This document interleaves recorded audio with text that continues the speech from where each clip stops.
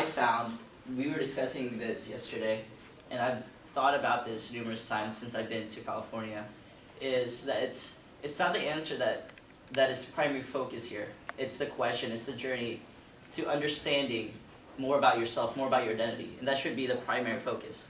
And so, to encourage you guys to like come out, talk about being a Filipino, being an Asian American, being an American, to introduce more conversation, more dialogue about this, I want to share my own experiences with this. So I was born in the Philippines. I was born in this little island called Camotes by Cebu. I'm Bisaya. And I lived there for 8 years. I was the typical Filipino boy you saw in any video of Philippines. I was this little skinny kid with like raggedy clothes and shorts with black feet perpetually all the time because I didn't like shoes. I am forced to wear these shoes because my slippers broke. I had, like, my nails had dirt in them. It was always crusted with dirt. I hunted spiders. I rolled tires. I played played that can game. I remember playing that can game that we did in the Asian. I forgot what it's called. A-Pasa Night Market. Yeah. Tingong Presto. Yeah. I remember these things that defined that was like so Filipino. Like, to go to school, I had to ride in this little motorcycle stacked with 4 other kids. Like, we could have died. We had no freaking helmets, but that was the Filipino way. That's what we did. That's what I was used to, and I didn't necessarily question my identity. Like, partly because I was like a little kid. I was ignorant of like my identity. I didn't even know there was an America. I thought the Philippines was the world, and I was living as a Filipino. Like, I didn't have to think about being an American. And so when I was 8, I moved to Missouri, Independence, Missouri. Very random place to move to. It's where Harry S. Truman lived. Oh, Royals! Boom. Okay. And so I lived there for over a decade. And my mom, I specifically remember my mom telling me to not speak Bisaya at home or at school. She wanted me to completely assimilate to the American culture. And so I don't know how to speak Bisaya, you know. And when I was there in the Philippines, most of my friends were white. I was the token Asian kid. So I was the typical smart little Asian kid that people copied off. That was me.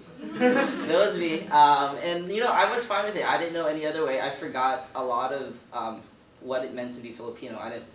I was too young to learn a lot about Filipino history, and my parents did not. They had bigger things to worry about. And so, like, I was American, and I didn't view myself as Filipino when I was. I didn't really view myself as Filipino when I was in Missouri. I was American. I was a Midwestern boy living there. Truman High School represent. And so, yeah. But then when I moved, I got accepted to USC. I moved to California, and that was when it was an eye opener for me. Because I remember my brother accompanied me to move, to move into my apartment, and I remember seeing so many brown people. I was like, me and my brother literally played a game trying to count how many white people would you see, because there was so few of them when we were like walking down Figueroa. And so I was like, wow, this is crazy. There's so many Mexicans, like Asians. Like, my family was a Filipino family in my high school. so many different colors. Literally.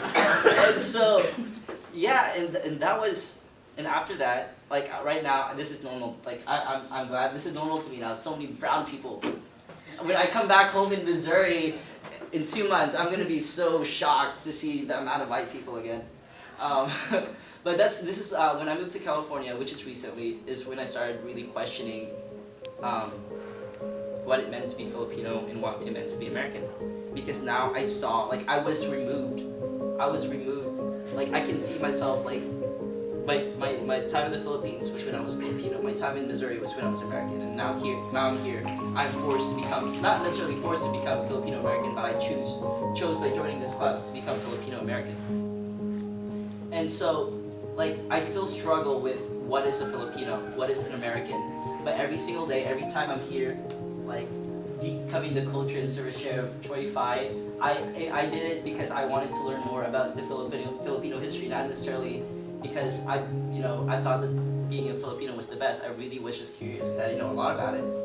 And like what I don't know the answer. I don't think I'll ever know the answer of what it means to be Filipino or what it means to be American or what it means to be Filipino American. But I know that I'm having a greater understanding of this identity, of what it means, to be who I am, and the different parts of who I am, the different flavors. And like, I am choosing consciously now. In the Philippines, I was unconscious about my race, or about being Filipino. In America, in Missouri, I was more unconscious about like becoming an American. It was like a way of life. I became an American because I needed to. And now here, I'm making a conscious effort of mixing those two things. And like, so I encourage you guys to come out to me and Heidi. Heidi and I are doing these lunch activities. We don't know the times and dates yet, but Jesse, could you put my contact information? We are encouraging all you guys, if you guys want to talk more about this question of identity, question into what it means to be Filipino, please contact me, and we can set a date, set a time. I'm usually free Monday, Wednesdays, or we can even go to the weekends to like Bahay Kubo. We can have like a thing, we can eat there, Filipino food, and we can discuss about what it means to be Filipino. How awesome does that sound over Filipino? I'm just saying, join me. Alright, so like, yeah, this is my little spiel for you guys to like do this mini series of what it means to be